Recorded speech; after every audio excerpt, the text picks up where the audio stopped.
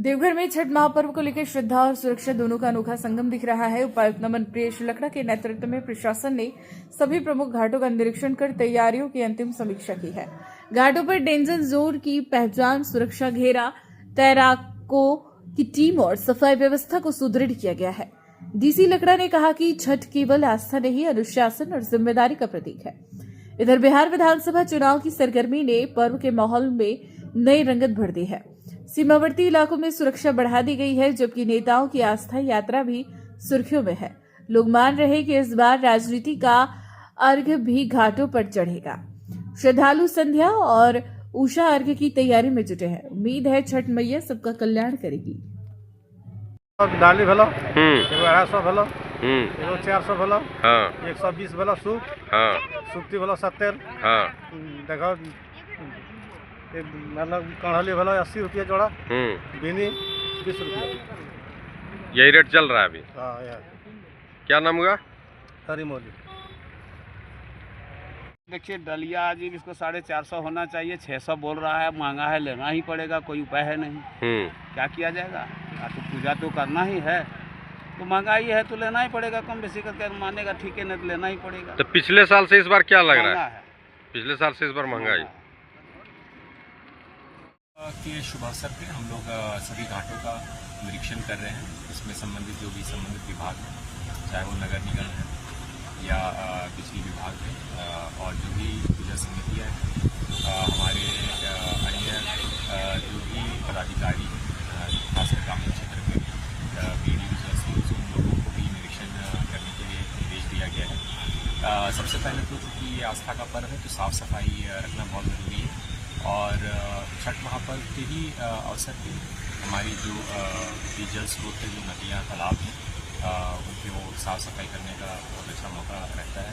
प्रकृति से जुड़ा हुआ ये पर्व सभी जो पूजा आयोजन समितियाँ हैं उनसे भी हम ये अनुरोध करेंगे, और हम लोग लगातार उनसे टच में हैं और ये देख भी रहे हैं कि उनके भी प्रयास से, उनके वॉलंटियरिज्म से साफ़ सफाई की व्यवस्था रखी जा रही है। इसके साथ में ये भी है कि कहीं पे अगर जल का स्तर ज़्यादा है तो वहाँ पे डेंजर का मार्का भी लगाया जा रहा है। वो अलग से प्लेटफॉर्म्स भी बनाए जा रहे हैं ताकि जो श्रद्धालु हैं उनको छठ घाट में जाने के लिए किसी प्रकार की असुविधा ना हो।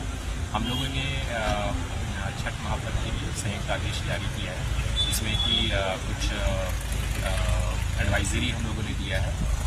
शरारती तत्व भी जो हैं वो पर्व के समय में खासकर नदी घाट में, तालाब घाटों में आतिशबाजी ना करें, भीड़ का अनावश्यक जमावड़ा ना करें।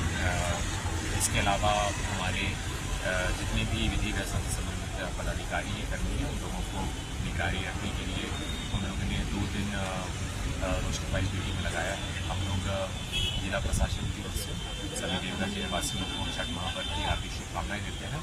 आस्था का पर्व के साथ में ये सभी को सौहार्द के साथ ये मनाएं और एक अच्छा हम लोग सोसाइटी क्रिएट करें, एक अच्छा उदाहरण सबके सामने पेश करें, ये हम लोग कामना करें। Thank you.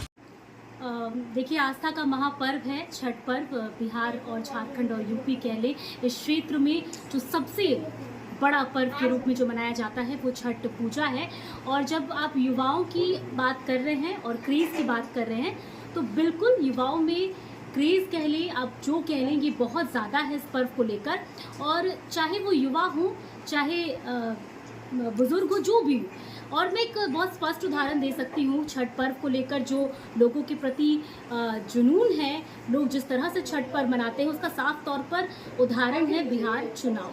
देखिए, बिहार चुनाव भी ठीक छठ पर्व के इर्द गिर्द रखा गया। वो इसलिए क्योंकि देश दुनिया से जितने बिहारी हैं वो छठ पर्व में बिहार ज़रूर पहुंचते हैं, और ऐसे में वोट बैंक के लिए सबसे ज़्यादा अगर यहाँ पर लोग मिलेंगे तो ये छठ पर्व में मिलेंगे।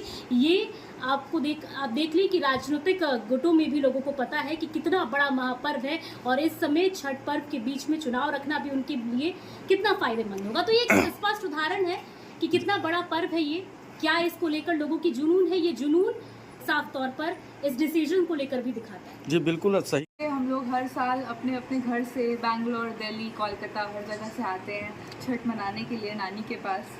क्योंकि ये बहुत अच्छा पर्व है। यहाँ पे बहुत पॉजिटिव लगता है और बहुत ज़्यादा फ्रेश लगता है। रहती